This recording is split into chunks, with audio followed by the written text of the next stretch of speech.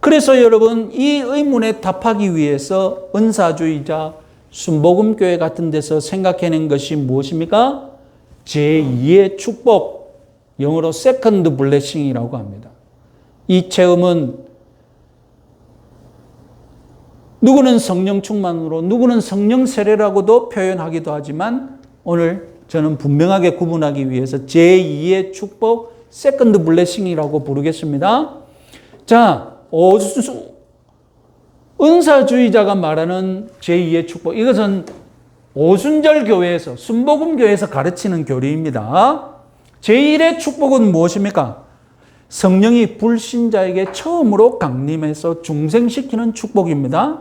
신자라면 누구도 예외 없이 다 누리고 있는, 불신자에서 신자가 되었다면 성령의 제1 축복을 다 받은 것입니다.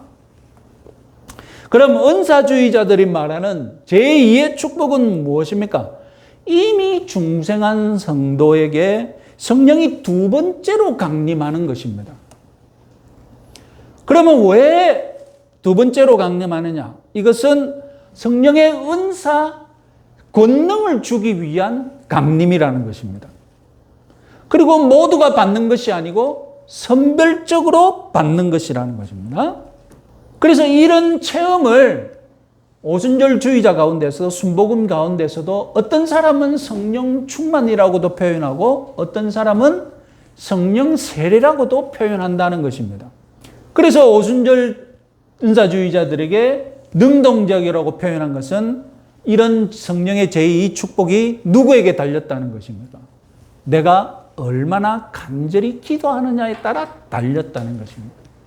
심지어 가르치고 배우면 제2 축복을 누릴 수 있다고 그렇게 가르친다는 것입니다.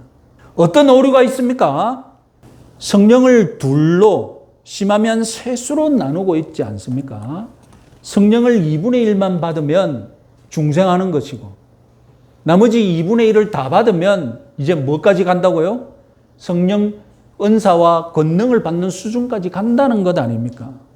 성령을 2분의 1만 받으면 중생하고 나머지 2분의 1을 받으면 은사 권능까지 받는다. 이 코미디지 않습니까? 자, 그러면 이제부터는 장로교가 가르치는 성령 세례, 성령 충만, 성령의 권능에 대해서 한번 생각해 봅시다.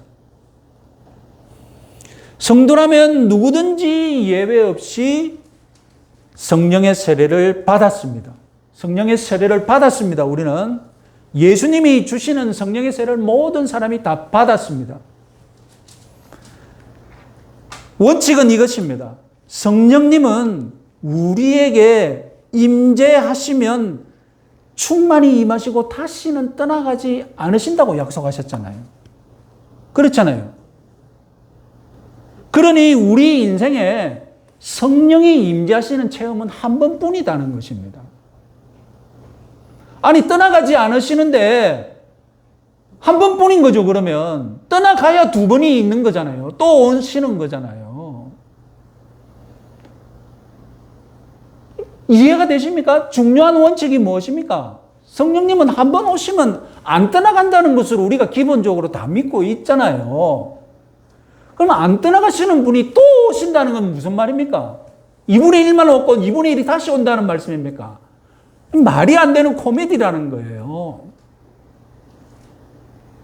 그러면 은사와 권능을 받는 것은 어떻게 된 것이냐? 답답한 장로교인들 중에서도 은사가 중지되었다고 믿는 사람이 있습니다. 네? 어떤 장로교 신자들은, 어떤 장로교 신학자는 은사가 중지되었다. 이제 우리 신약시대는 은사가 더 이상 없다. 이렇게 가르치는 그런 신학자도 있습니다. 정말 답답한 거죠. 그리고 권능도 부인하는 사람이 있죠. 이건 장로교 중에서도 유별난 사람들이 그렇게 가르칩니다. 저는 그렇게 생각하지 않습니다. 자, 생각해 보십시오. 내 속에 임재한 성령, 내가 소멸하지 않고 성령과 동행하면 무슨 일이 생깁니까? 내 속에 이미 임재한 성령과 내가 충분히 동행하고 성령과 잘 깊은 사귐이 있으면 나는 어떤 상태로 갑니까? 성령 충만한 상태로 가죠. 핵심은 무엇입니까? 성령이 다시 와야 성령 충만이 아니라는 것입니다. 핵심은 무엇입니까? 내게 이미 임한 나를 떠나지 않고 영원히 나와 동행 동거하시는 성령님과 내가 동행을 잘하면 무슨 상태에 이른다는 겁니까? 성령 충만한 상태에 이른다는 거예요. 성령 충만한 상태에서 내가 간절히 원하고 하나님의 뜻이 합하면 나에게 무슨 복이 넣어줍니까? 은사와 권능까지 가는 그런 체험이 나에게 있다니까요. 이것은 어떤 체험입니까? 이것은 선택적인 체험입니다. 누가 선택하는 겁니까? 내가 선택하는 겁니까? 아니죠. 하나님이 선택하시는 것이죠. 하나님이 특별한 은혜를 줘야겠다. 하나님이 특별한 내가 간절히 원하는 바도 있고 또 시기와 상황, 하나님의 뜻이 합쳐지면 오늘날 저와 여러분들에게도 은사와 권능이 주어진다는 것입니다. 여러분 한번 물어보겠습니다. 하나님이 원하신다면 지금도 불치의 병을 치유하시는 기적을 일으키실 줄 믿습니까? 그럼 여러분 권능을 우리가 받는 거잖아요. 하나님이 원하시면 지금도 무지한 선교의 현장에서 글도 없는 소수 민족의 언어를 하나님이 방언의 은사를 주셔서 잘 소통하게 하실 줄 믿습니까? 그런 일이 일어날 줄 믿습니까? 왜 가능하죠. 선교의 현장에서. 하나님이 역사하시면 그 선교의 현장에서 정말로 무당이 악한 영역이 있는 무당이 있다면 하나님이 선교사에게 힘을 주셔서 그 귀신을 쫓아내는 권세를 주시지 않겠습니까? 여러분 믿습니까? 저도 그런 일이 있을 거라고 충분히 믿습니다. 오늘날에도 성령 충만한 성도에게 하나님의 뜻이 합하다면 선택적으로 은사와 권능이 주어집니다. 이 은사와 권능을 얻는데 두 번째 성령 강림이 필요 없다는 거예요. 필요 없습니다. 우리가 성령의 권능을 받는 방법은 무엇입니까? 이미 나에게 성령이 왔으니 그 성령과 뭐 하면 된다고요? 동행, 동거 깊이 잘하고 신앙생활 경건히 잘하면 우리는 이런 수준에 이를 수 있다는 것입니다. 제가 성령님을 하나님의 숨이다라고 말씀드렸죠. 오순절날 하나님은 이 세상에 하나님의 숨을 충만하게 채우셨습니다. 하나님의 백성들은 하나님의 숨, 성령을 충만하게 들이마실 수 있습니다. 그러면 어떻게 됩니까? 건강하고 활기차게 되겠죠. 그 중에 어떤 사람은 영적 경지에 엄청난 경지에 이를 수 있겠죠. 어느 됩니까? 성령 충만한 경지에 이르는 거예요. 온 자기 안에 막 성령이 충만한 거예요. 그러면 어떤 경지까지 가는 겁니까? 하나님의 뜻이 허락하면 그 사람에게 은사와 권능이 주어지는 순간까지 가는 거예요. 그래서 불치의 병도 고침받는 일이 일어날 수 있고 예언의 경지에 예언을 하는 그런 은사도 받을 수 있고 그러나 육신이 연약하여서 죄의 유혹에 넘어지면 우리는 하나님의 숨 성령을 겨우 마시는 수준입니다. 왜 겨우 마십니까? 성령은 우리를 떠나지 않으시니까요. 겨우 마시는 수준이니까요.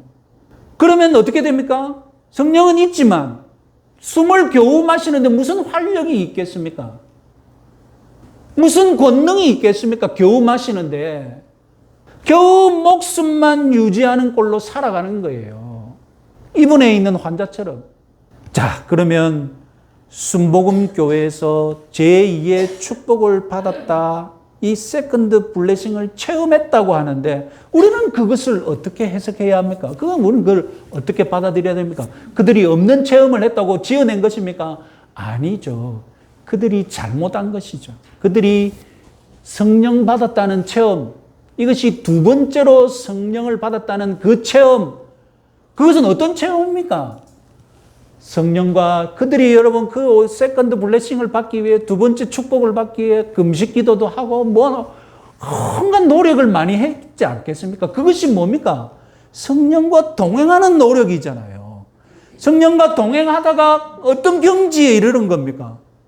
성령 충만한 경지에 이르는 거예요.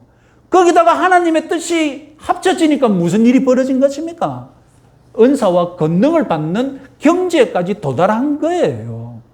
그들은 두 번째 성령을 받았다지만 우리들이 보기에는 그것은 두 번째 성령을 받은 것이 아니라 이미 받은 성령과 깊은 사귐이 있어서 성령 충만한 경지에 도달한 것이라는 것입니다. 이제 이해하시겠습니까? 원칙은 똑같습니다. 원칙은 똑같습니다. 어떤 절대 원칙이 있습니까? 성령님은 우리에게 임재하시면 다시는 떠나가지 않으신다. 성령의 임재는 영원하니까 성령의 임재는 단 한 번뿐이죠. 성령이 또 임했다는 것은 내 안에 없다는 얘기잖아요. 그러니 성령의 임재는 단 한 번뿐이다. 영원한 임재 한 번뿐이다. 어떤 순복음 교인은 은사를 받고 싶어서 열심히 기도하고 경건하게 살려고 했겠죠. 그러면 이분은 성령 충만한 경지에 들어간 것입니다. 이미 중생할 때 성령 세례를 받아서 이미 임재해 계신 성령님이 충만해지는 경험을 한 것입니다. 그래서 그에게 은사를 주셨고 하나님이 병고침을 주실 수 있는 것입니다. 자, 다시 한번 말씀드리지만 원칙은 변함없이 하나입니다. 성령은 우리 안에 임재하시면 영원히 떠나가지 않으시는 줄 믿으십니까? 그러니 우리 인생들에게 성령의 임재 체험은 평생 한 번뿐입니다. 내가 성령과 동행하면 어떤 일이 가능합니까? 어떻게 성령 체험이 가능하다고요? 성령 충만해집니다. 성령 충만해진 상태에서 하나님이 은혜를 허락하시면 나에게 무슨 일이 벌어집니까? 병고침이 기적이 일어날 수도 있는 것입니다. 은사와 권능을 누리는 단계에 들어가는 거예요. 고린도 교회를 생각해 봅시다. 고린도전서 12장 13절 말씀 같이 한번 읽어보겠습니다. 우리가 유대인이나 헬라인이나 종이나 자유자나 다 한 성령으로 세례를 받아 한 몸이 되었고 또 다 한 성령을 마시게 하셨느니라. 자, 고린도 교회 교인들을 향해서 사도 바울이 뭐라고 합니까? 너희들은 다 어떻게 했다고요? 한 성령으로 세례를 받았다. 성령으로 세례를 받은 것이 소수였으면 그 체험은 어떤 체험입니까? 교인 중에 소수만 받는 체험이었다면 그것은 어떤 체험입니까? 그것은 구별된 성령 충만해지는 체험이죠. 그런데 지금 다 뭐라고 합니까? 우리가 유대인이나 헬라인이나 종이나 자유자나 다 한 성령으로 세례를 받았다. 이것은 예외적인 체험이 아니라 어떤 체험입니까? 성도라면 모두가 누리는 체험인 거죠. 그렇죠? 그래서 성령 세례, 고린도 교회는 모두 다 예외 없이 성령 세례를 받은 하나님의 백성들이라는 겁니다. 자, 성령 세례를 받은 고린도 교인들이 성령이 충만해지니까 그들이 어떤 체험을 합니까? 은사가 터져 나오는 그런 체험을 한 거죠. 고린도 교회 어떤 교회로 유명합니까? 은사 때문에 난리난 교회로 유명하잖아요. 방언과 예언이 터져 나오는 교회였습니다. 그런데 여러분, 놀랍게도 고린도 교인들 다수가 육적이다 그러고 사도 바울에게 핀잔받았고 그리스도 안에서 유아적이다고 심지어 불신자보다도 더 퇴폐적인 삶을 살았다고 비판받기도 했습니다. 신약 성경 속의 교회 중에 가장 타락하고 문제 많은 교회라고 여러분 성경점 아시는 분들은 다 아시잖아요. 그러면 한쪽에서는 방언이 터져 나오고 한쪽에서는 죄가 터져 나오는 이 상황이 어떻게 가능합니까? 이 상황을 어떻게 설명하겠습니까? 성령 세례 다 받았다고 하는데 성령의 은사도 넘치고 죄도 넘치는 이런 일이 어떻게 일어납니까? 그것은 다름 아니라 성령 충만을 유지하는 데 실패했죠. 은사가 나왔다는 것은 무엇이 있다는 증거입니까? 성령 세례를 받아서 성령 충만해졌다는 증거잖아요. 그래서 은사가 터져 나왔어요. 그런데 죄도 많았다는 것은 무엇을 입증하는 겁니까? 성령 충만을 유지하지 못하고 어떻게 했다는 것입니까? 숨이 깔딱깔딱한 경지에 내려갔다는 것이죠. 그래서 은사를 낭비하고만 꼴이 돼버린 것입니다. 우리나라에서 아주 인기 있는 신학자 제임스 패크라는 분이 있습니다. 이분이 성령론에 관하여서 지은 책이 우리 번역으로는 성령을 아는 지식으로 출판되었습니다. 베스트셀러죠. 그런데 영어 원제목은 무엇이냐? Keep in step with the Spirit. 이것을 문자적으로 번역하면 성령님과 발맞추기 유지하기. 이걸 좀 더 다듬으면 성령님과 동행 유지하기입니다. 저는 왜 이것을 성령을 아는 지식으로 번역을 했을까? 왜 성령과 동행이라는 제목을 사용하지 않았을까? 저는 생각해 볼 때 우리 한국 교인들에게 성령론을 가르치는데 성령과 동행이라고 하면 너무 시시한 거예요. 제목이 너무 충격적이지 않은 거예요. 그러면 성령을 아는 지식하면 어떻습니까? 아, 뭔가 있는갑다. 내가 모르는 뭔가 있는갑다. 내가 이 책 읽으면 뭔가 새로운 지식을 얻어서 내가 무언가 성령에 대한 어떤 대단한 것을 알 수 있는갑다. 딱 그런 제목이잖아요. 그런데 성령과 동행하기 이런 식으로 책 제목을 냈다가는 여러분 딱 느낌이 어떻습니까?